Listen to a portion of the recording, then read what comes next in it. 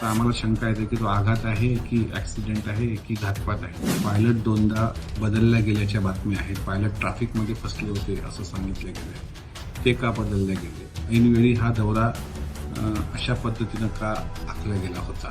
नंतर बीटे कॉलच्या संदर्भात तो पायलट म्हणतोय की धावपट्टी मला दिसेनाशी झाली. त्यावेळेस त्याला सांगितलं जातं की आणखी तू धीरती मार आणि तात्काळ पुण्याला येईल. तर पुण्याचं टाळून दुसऱ्या कॉलमध्ये तो म्हणतोय की मला धावपट्टी दिसते आहे आणि जिथं धावपट्टीच नाही तिथं त्याने विमान उतरवलं. 28 जानेवारी 2026 महाराष्ट्राच्या राजकारणातली सर्वात काळी तारीख. उपमुख्यमंत्री अजित पवार यांचं विमान कोसळलं आणि संपूर्ण महाराष्ट्र हा हादरला. पण हे फक्त एक विमान अपघात होता की सत्तेच्या सारेपाठावर रचलेला एक भयंकर कट होता? नमस्कार मित्रांनो, मी सागर जगताप आणि तुम्ही पाहत आहात ग्लोबल मराठी न्यूज चॅनल.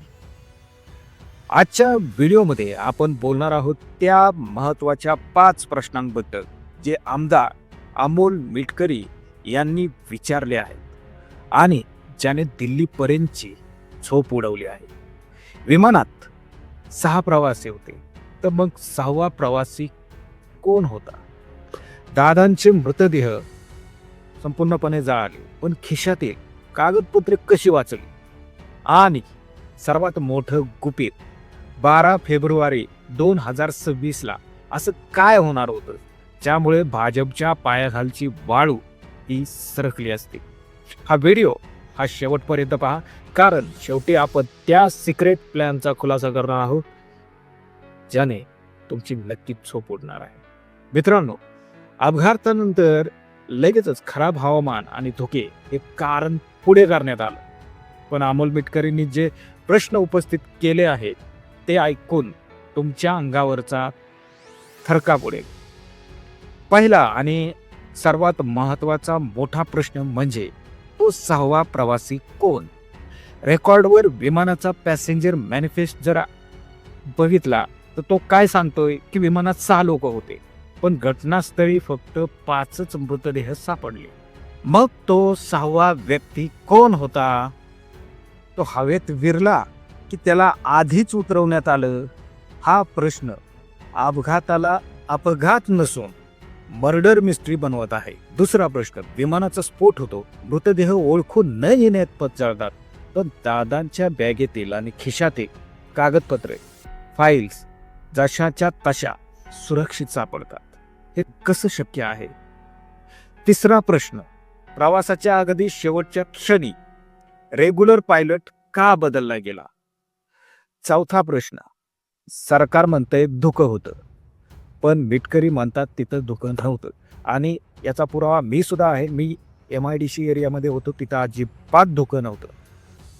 तर धुकं नसून तिथं धोका होतो. लँडिंगच्या वेळी विजिबिलिटी क्लिअर असतानाही पायलटला रनवे का दिसला नाही? आणि 5वा प्रश्न, मुंबई एअरपोर्टवर दादा विमानात बसतानाचे CCTV फुटेज अजूनही समोर का आले नाही? काय लपवलं जातंय? पण मित्रांनो, हे प्रश्न फक्त ट्रेलर आहेत. या अपघातामागचं खरं कारण विमानात नाही, तर ते दडले राजकारणात. अजितदादांच्या मृत्यूने नेमकं कोणाचं मरण टळलंय? आता बोलूया व्हिडिओच्या सर्वात महत्त्वाच्या भागाकडे. तो भाग म्हणजे 12 फेब्रुवारी 2026. आमच्या माहितीनुसार अजित पवार आणि शरद पवार याचं मनोमिलन 100% ठरलं होतं. गेल्या 4 महिन्यांपासून गुप्त चर्चाही सुरू होत्या. अजितदादा भाजपची साथ सोडून पुन्हा तुतारीकडे वळणार होते, तुतारीचा हात हातात घेणार होते आणि हे जर झालं असतं तर भाजपसाठी ती खूप मोठी राजकीय आत्महत्या ठरली असती. कारण पश्चिम महाराष्ट्रात भाजपला उमेदवार शोधणंही कठीण झालं असतं आणि मराठा वोट बँक ही एकवटली असती. थोडक्यात काय, तर दादांचं जाणं हे भाजप सरकारसाठी आणि त्यांच्या सत्तेसाठी खूप फायदेशीर ठरणार आहे. मित्रांनो, राजकारणात टायमिंगला खूप महत्त्व असतं.